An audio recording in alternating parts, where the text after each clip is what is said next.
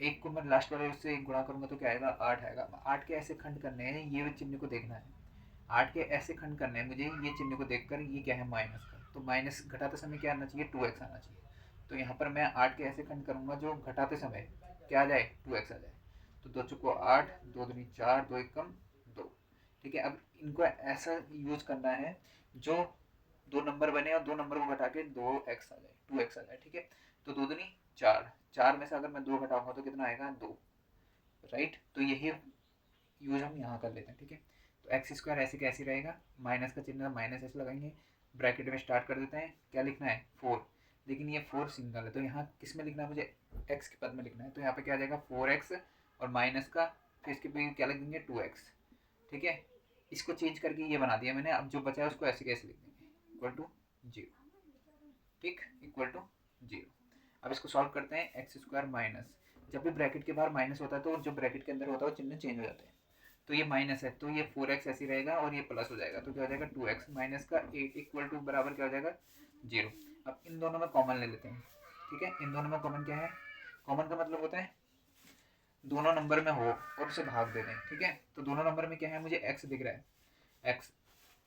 अब मुझे x common ले लिया, लेकिन यहाँ कितना बचेगा अंदर देखना है, ये क्या है एक्स स्क्वायर। तो एक्स स्क्वायर को मैं x गुणा एक्स लिख सकता हूँ, और जो मैंने लिया था कॉमन उससे इसको क्या कर दूंगा, भाग कर दूंगा।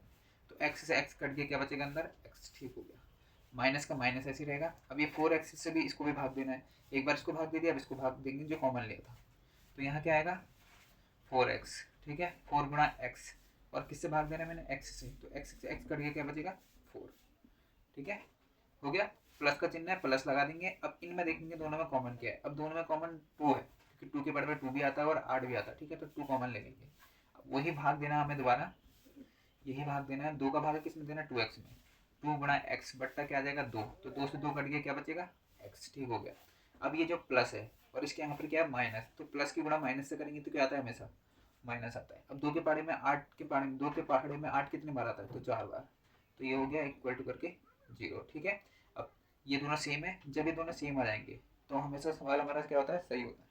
तो जो पद में लिखना है शून्यांक के, इसको ऐसे लिखते हैं x प्लस 2, एक बार इसको लिख लो और इन दोनों में से एक ले लो, तो x माइनस 4। ठीक हो गया, एक बार इसको सॉल्व करेंगे, एक बार इसको सॉल्व करेंगे। तो x बराबर क्या हो गया, x प्लस 2 इक्वल टू वाले को ले लेंगे, तो x बराबर माइनस का 2। क्यों, क्योंकि ये प्लस का 2 बराबर के उधर गया तो किस में आ गया, माइनस का 2। ठीक है, उसके बाद इस वाले पद को सॉल्व करेंगे, दूसरे वाले पद को शून्यांक को। तो x माइनस 4 इक्वल टू क्या करेंगे 0, और माइनस का 4 है, बराबर को इधर के जाएगा प्लस में, तो x बराबर 4। ठीक हो गया, तो हमारे ये बहुपद तो दो शून्यांक निकल गए हैं। कौन सा, x बराबर -2 और x बराबर प्लस का 4।